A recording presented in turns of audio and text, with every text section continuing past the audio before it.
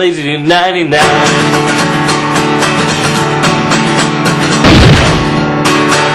I am a Batman fan, and I'm a Canadian man. I do top 10 lists,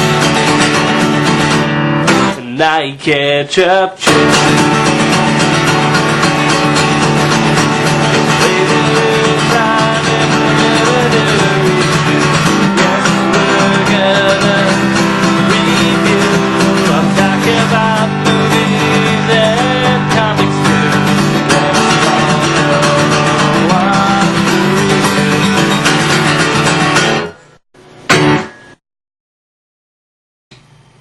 Hey everyone, and welcome to another Lazy Dude 99 video. So today we're reviewing Thor. Now, Thor is, of course, the Marvel superhero, the god of thunder. And the story is about, basically, this guy named Thor who was banished to Earth by his father Odin for nearly starting a war. And his evil brother Loki is working behind the scenes in some evil scheme. And meanwhile, Thor has to find a way to become worthy of his power once more and reclaim Mjolnir, his powerful hammer. Along the way, he meets Natalie Portman's character, Jane Foster. And nothing really happens between the characters. I'll get to that in a second. So, let me start by saying that Thor is a really... It's different. It's a different for superhero movie because it doesn't feel like the normal superhero movie. I mean, okay. Let me just say the beginning is really good. Like, it starts with a really nice beginning. The only thing is, Thor, they don't show the title Thor. You know, in the opening credits, you show some actors, then you say Thor. That wasn't in there at all. I noticed, and then at the very end of the credits, they show, at the very end of the movie, it shows Thor.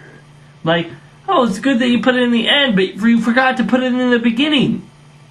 Anyway, so the beginning scene with Asgard explaining what Asgard is and stuff is really cool, and there's a really good fight scene early on in the beginning with Thor and a whole bunch of frost giants. However, Thor's middle and climax really slow things down. Before I go into that, I'm just going to talk about the actors. So, I like the guy who does Thor. Chris Hemmons something or other. Yeah, I should probably do my research on this. But I like him. He does a really good Thor. Now, let me start by saying, like, I am a comic book fan, but I am no means a Thor fan. Thor was one of these characters that I really wondered, how on earth did this guy become a Marvel Comics superhero?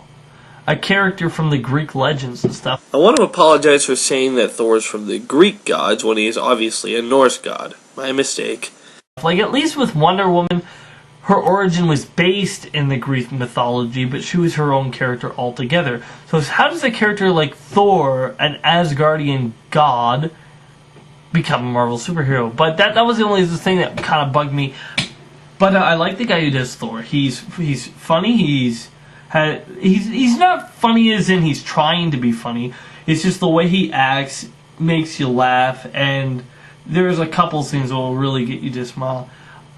I also like the guy who does Loki. Loki has always appeared to me as this. He's the trickster character, right? But he's always appeared to me as lame. Like, I am the god of mischief. I'm just like, whoopsie-doobity-doo. Who cares about you? I mean, like, those stupid horns things always looked ridiculous. I'm just like, seriously, someone's overcompensating for something. But in here, not only do the horns look menacing, but they look cool. And they look like they actually fit. And the guy does a good job with it. The thing that I kind of didn't like is Loki's motivations. There's going to be a few spoilers here, so if you don't want the movie to get spoiled, don't continue. Skip ahead to... Just skip ahead. So, Loki's motivations is... Okay, it's kind of confusing. So, basically Loki finds a way to get these 3 frost giants into the secret chamber to try to get the Casket of Ancient Winters, which is the frost giant's old secret weapon that can freeze almost anything. They don't get away with it. But because of that, Thor is like, "Oh, I'm going to go to the frost giants and tell them what's what." So he does, but he basically opens the world to. But he basically opens the worlds to a war between the frost giants and Asgardians again. So then you think, okay, so Loki did that on purpose, so he can find, and then Odin banishes Thor, right? And so you think, okay, so this is going all to Loki's plan so far. Then we find out that Loki has frost giant's blood in him, so he's technically a frost giant. So you're like, no. I kind of find it funny that a guy who has frost giant's blood came out so small and thin. Yeah, you think that someone who had frost giant's blood in him would come out a bit more muscular. But anyway, so then Odin falls into the Odin sleep, so he's asleep, he's out of the picture.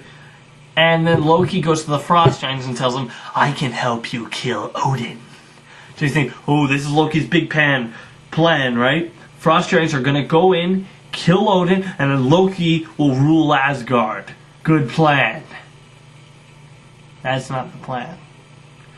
See, apparently Loki just set it up so they almost kill Odin, so he can come in and save the day and kill the frost giants. So then he was gonna go and destroy the frost giants' entire home planet, and then his father would be proud of him. That's lame. That's not a villain plot. That's a whiny boy plot. I mean, you think, I want my daddy to be proud of me so he can be worthy to be king. That's not a good plot. It was much better when you thought that he was out to kill Odin. That seemed like a more interesting character arc and a more interesting development.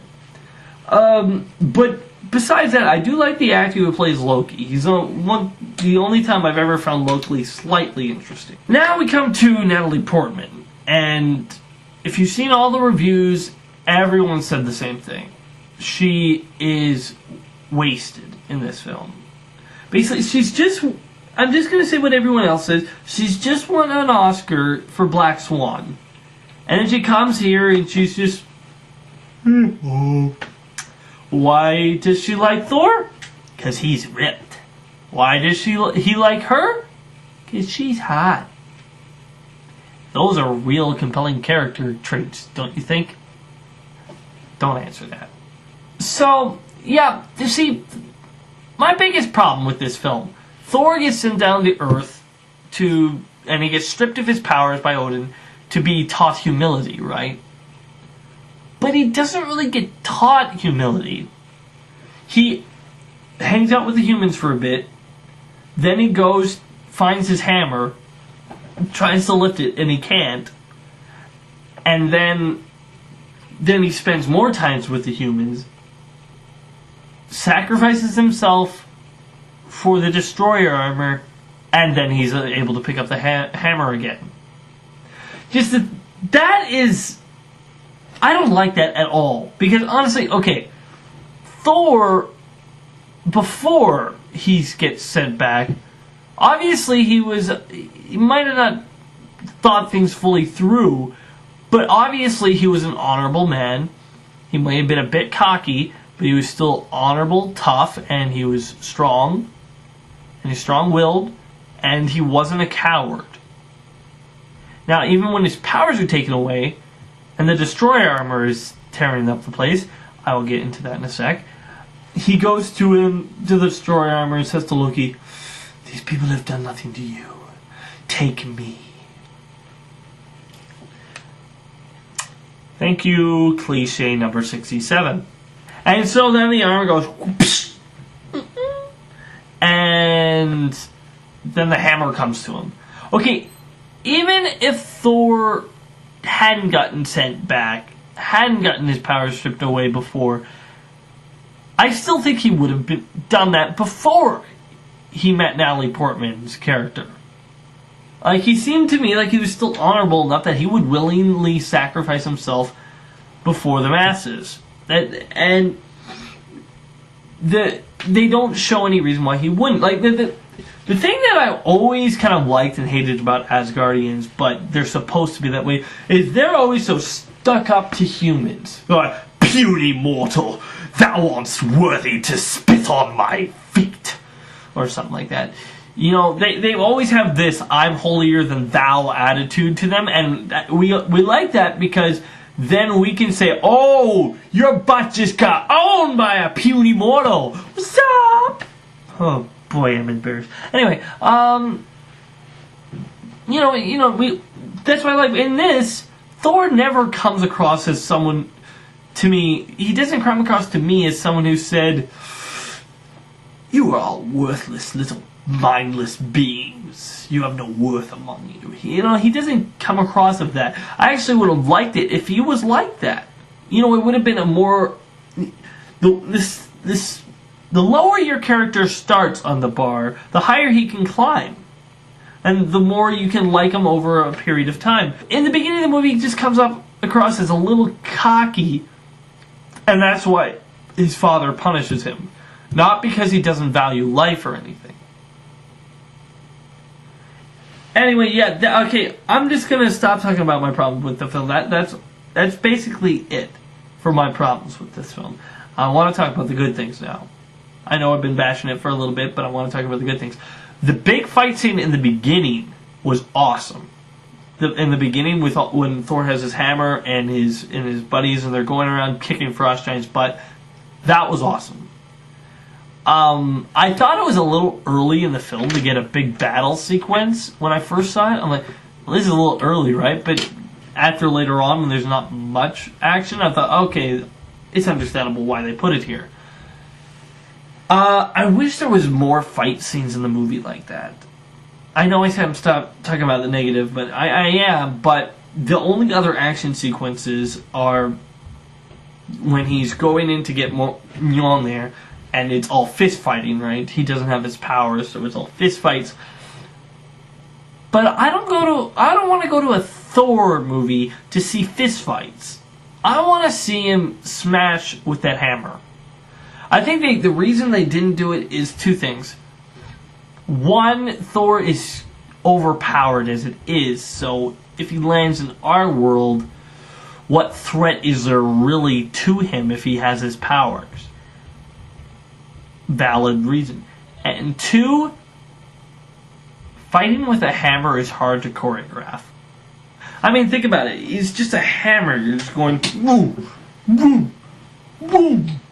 It's hard to choreograph. Like with a sword, you have like the swat. Oh shoot! You have the swift motions, and you can do different angles. With a hammer, you can only do so much.